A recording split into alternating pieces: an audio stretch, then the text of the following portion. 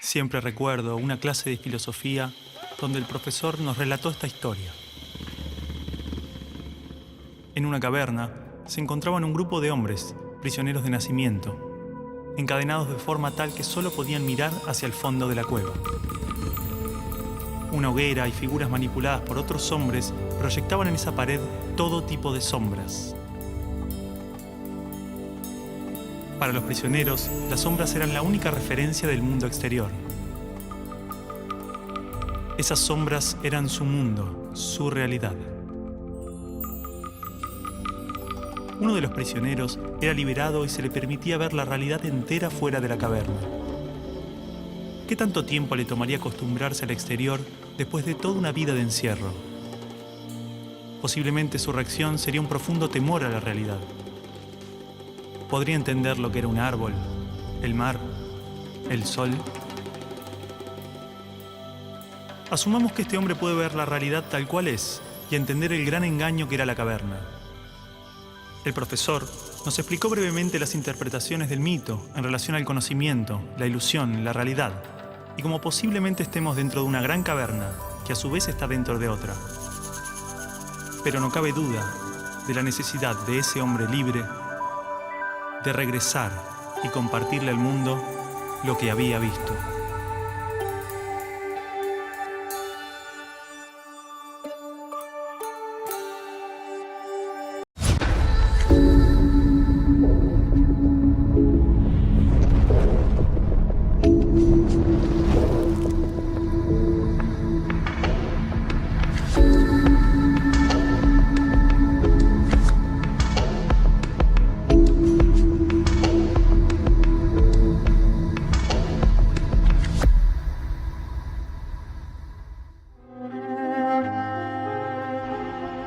Estamos en Tübingen a finales de los años 60. En esa época, Sir Hammer es uno de los cancerólogos más prestigiosos de Alemania, jefe del servicio de oncología del hospital universitario especializado en los cánceres femeninos. Recibe a mujeres que vienen de toda Europa. Creador de ingenios, patenta varios inventos médicos, como un escapelo revolucionario que se sigue utilizando en cirugía estética.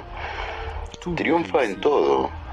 Es inmensamente rico, cuenta con el reconocimiento de sus pacientes y colegas, vive una vida feliz con su esposa Sigrid, también médica, y sus 4 hijos.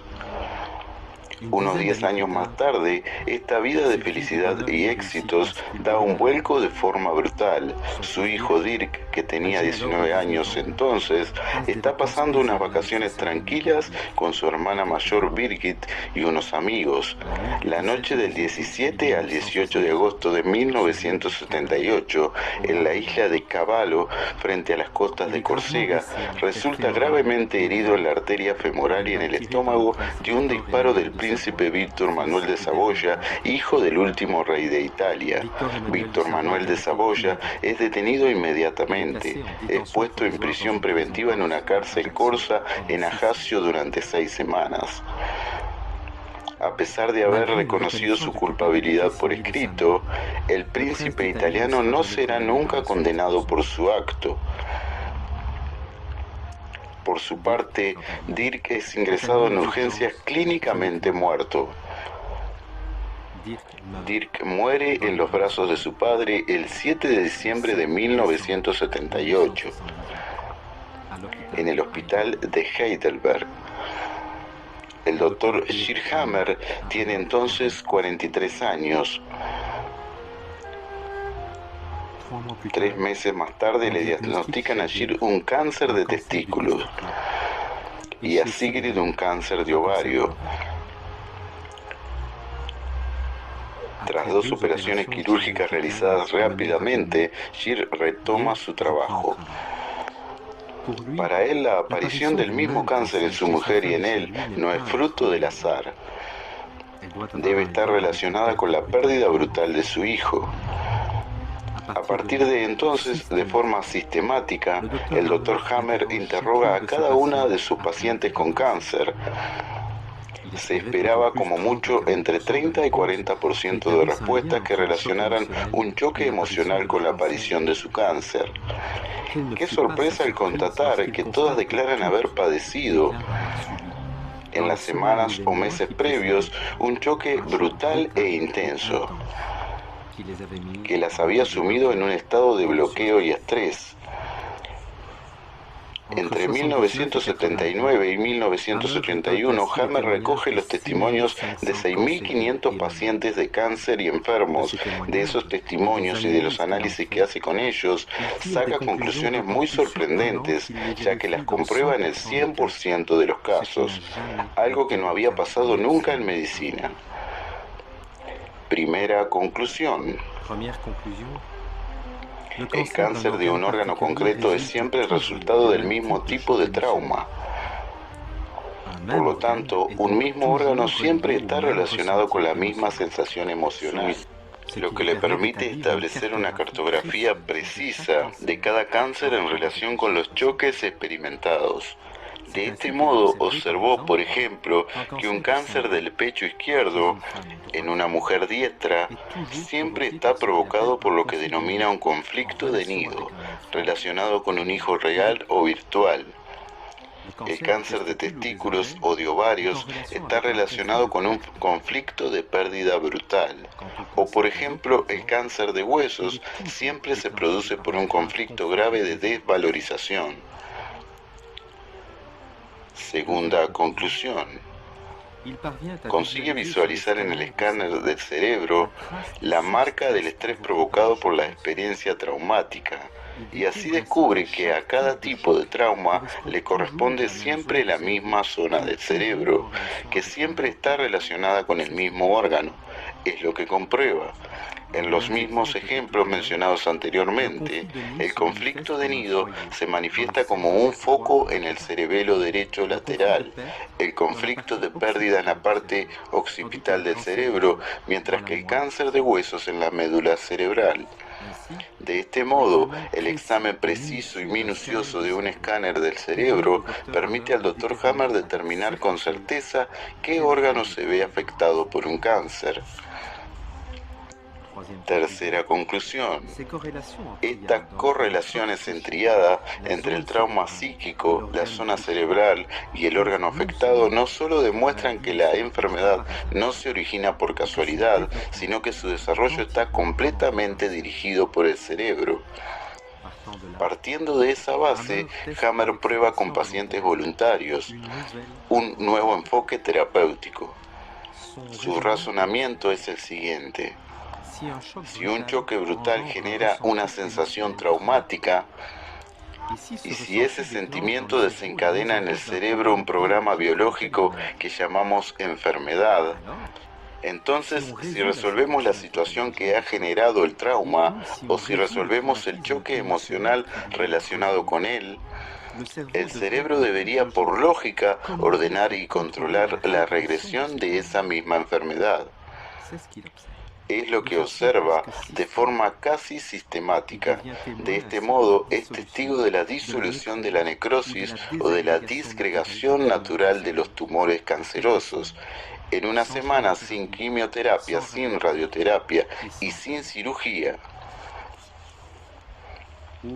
Dados los numerosos resultados positivos en términos de curación, Sir Hammer escribe con urgencia una tesis postdoctoral que presenta en la Facultad de Medicina de la Universidad de Tübingen en octubre de 1981. Su objetivo es obtener el título de profesor universitario y hacer que se reconozca oficialmente su nueva medicina para que se enseñe en todas las facultades de medicina de Alemania y del resto del mundo. Su objetivo es igualmente proporcionar sus resultados a la universidad para que puedan probarse lo antes posible en beneficio de todos los pacientes.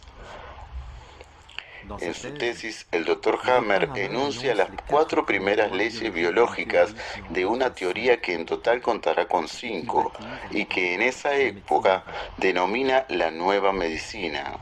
Su primera ley establece las relaciones redundantes y permanentes entre la percepción psíquica relacionada con un choque, la zona cerebral donde se puede observar un foco y el órgano correspondiente afectado. Esta ley que acabamos de mencionar es bautizada por Hammer como la ley de hierro del cáncer, porque la considera tan sólida como una ley física. Una ley que se merecería ella sola el Premio Nobel de Medicina. Su segunda ley describe cómo cada nivel de la tríada psique, cerebro, órgano evoluciona de forma natural según dos fases diferenciadas. La primera fase, llamada simpaticotonía, es aquella en que el individuo está todavía en estado de estrés.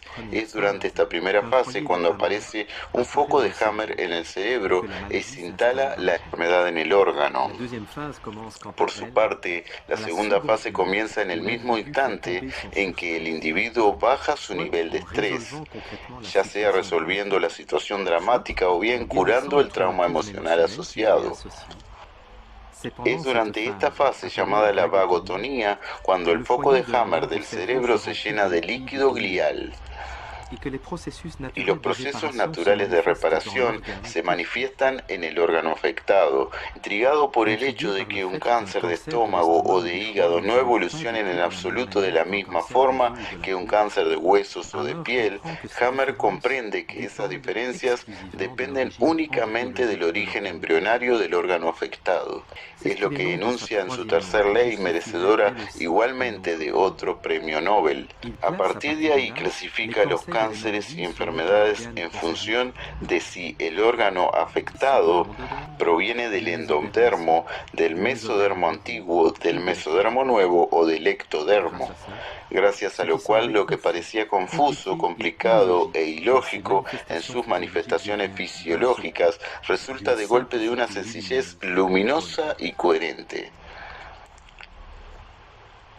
En su cuarta ley, el Dr. Hammer demuestra que durante la fase de reparación, a la que llama fase de vagotonía, el cerebro utiliza específicamente los microbios presentes en el cuerpo para ayudar al órgano afectado a volver al estado normal. Además, descubre que la elección del microbio implicado no se hace de forma aleatoria. Para los órganos procedentes del endodermo, como el estómago, el hígado, los intestinos, las glándulas mamarias o los pulmones, por ejemplo, el cerebro recurre a los hongos, a las microbacterias y a los bacilos. Su misión es disgregar, deconstruir, disolver los tumores para permitir su evacuación natural. En cambio, para los órganos procedentes del ectodermo, como los huesos, las gónadas, las arterias o la piel, son los virus o ciertas bacterias los que se movilizan para reparar, reconstruir los tejidos dañados. Así pues, con esta sencilla ley, los fundamentos de la virología y de la inmunología se desmoronan para dar paso a una nueva visión, en que los hongos, las bacterias y los virus actúan bajo control total del cerebro para ayudar al cuerpo a reequilibrarse.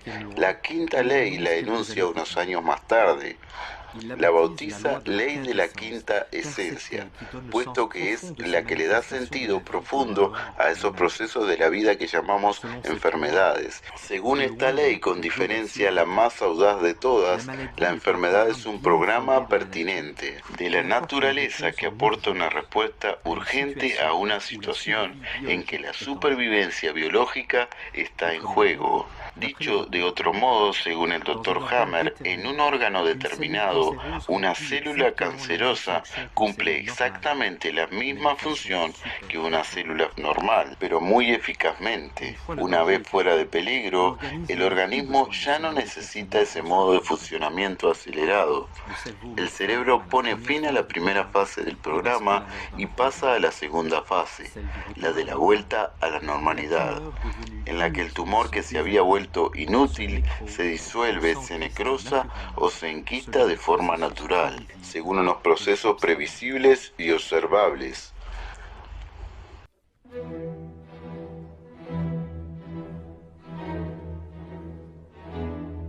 Cuando entrega su tesis, El Dr. Hammer incluye 200 informes completos sacados de los 6.500 informes de pacientes con cáncer que ha examinado y seguido. Está seguro que de la comunidad científica se verá obligada a reconocer la pertinencia de su investigación, ya que todos sus informes corroboran al 100% el enunciado de sus 4 leyes biológicas. A modo de respuesta, la Universidad de Tübingen se niega a leer oficialmente y a examinar su trabajo, algo rarísimo en el mundo de las ciencias. Al día de hoy, la Universidad de Tübingen ha sido condenada 3 veces por tribunales civiles, en 1986, en 1992 y en 2006. A pesar de los requerimientos y de las condenas, 25 años después sigue sin aceptar examinar la tesis del Dr. Hammer.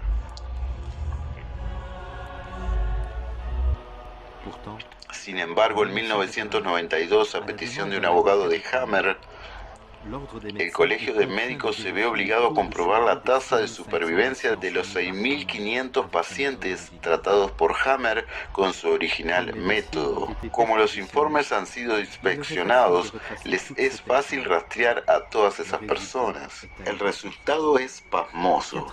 El 92% de los pacientes tratados por Hammer seguían con vida más de 5 años después del diagnóstico de cáncer.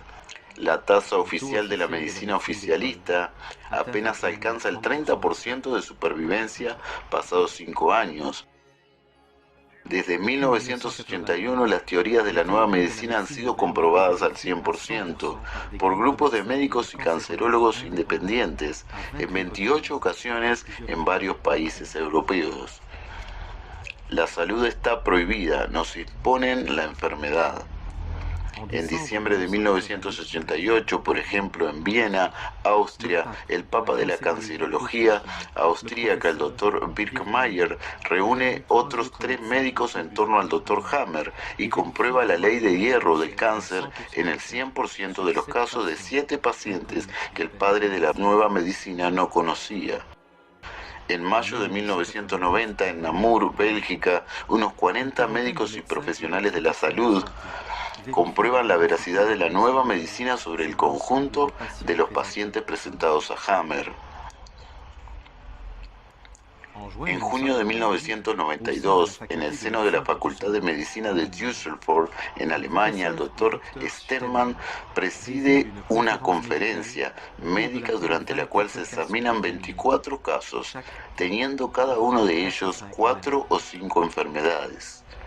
Los 24 casos comprendían las siguientes enfermedades: cáncer, leucemia, psicosis, esclerosis múltiple, diabetes, alergia, epilepsia, tumor cerebral, enfermedades infecciosas, tuberculosis y sarcoma. A través de este centenar de enfermedades, las leyes de la nueva medicina se comprobaron en el 100% de los casos. En septiembre de 1998, el Instituto de Cancerología de la Universidad de Trnava, en Eslovaquia, invita al Dr. Hammer a someterse a una comprobación de las leyes de la nueva medicina, en 7 casos que comprendían unas 20 enfermedades en total. En cada uno de los casos, todos los científicos que habían aceptado comprobar las leyes de Hammer están convencidos sin excepciones de su pertinencia y veracidad. Hoy, cientos de médicos han integrado este enfoque en su práctica diaria con éxito, pero han de esconderse para no correr la misma suerte que Hammer, ya que tras tocar las teorías y creencias científicas de una época no está exento de riesgo. Para aquel que tiene la impertinente osadía de defender su tesis solo contra todos. Tanto Galileo como Hammer han experimentado el precio a pagar por proponer un nuevo paradigma en un ámbito en el que los intereses de poder son enormes. 1610, con la publicación del libro El mensajero celeste, Galileo aporta una nueva visión de la astronomía, del sistema planetario y de las leyes por las que se regían. Su teoría estaba rigurosamente establecida según las leyes de objetividad y reproducibilidad. en vigor en el mundo científico. Todas sus afirmaciones podían demostrarse matemáticamente. En 1981, al presentar su tesis postdoctoral, el Dr. Hammer también aportaba una nueva visión de la curación y la enfermedad. Su teoría también estaba rigurosamente establecida y era reproducible, según los mismos principios vigentes en el mundo científico. Sin embargo, un decreto de 1616 condena las teorías de Copérnico y declara las teorías de Galileo estúpidas y falsas por ser incompatibles con las Sagradas Escrituras. Pero queda fuera de peligro gracias a la intervención de algunos de sus amigos muy influyentes. Directamente después de presentar su tesis, en 1981, Hammer es despedido como jefe del servicio de oncología del Hospital Universitario de Múnich, pero le permiten continuar su investigación personal, tratar a sus pacientes en privado e intervenir en los medios de comunicación de Alemania, Austria y Suiza. En 1633, Galileo vuelve a estar en el punto de mira, a raíz de la publicación de su diálogo, primer ensayo de un físico en la historia y obra maestra de lógica argumentativa. Es llevado ante el Tribunal de la Inquisición y juzgado por el Santo Oficio, para no correr la misma suerte que Giordano Bruno, que fue quemado vivo por su obra sobre el materialismo y la pluralidad de los mundos. Galileo se retracta, abjura de sus teorías y pide perdón de rodillas. Era el 16 de junio de 1633. En 1986, ante la negativa de abjurar de sus convicciones científicas, el tribunal retira a Hammer el derecho de ejercer la medicina al considerarle peligroso y loco. Entre 1986 y 1996, Hammer escapa por los pelos a 4 tentativas de internamiento psiquiátrico. Entre mayo de 1997 y mayo de 1998 es encarcelado en la prisión de Colonia por haber proporcionado información a 3 enfermos sin tener ya licencia de médico. De septiembre de 2004 a febrero de 2006 es encarcelado en Fleury-Mérogis por haber incitado al ejercicio ilegal de la medicina. El Colegio de Médicos y los tribunales civiles han pedido varias veces al Dr. Hammer que renunciara a sus teorías.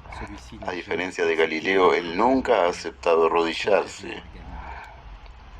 Y lo ha perdido todo: su carrera, su reputación, su riqueza, su derecho a ejercer la medicina. La Inquisición no ha muerto, solo ha cambiado de forma y de aspecto.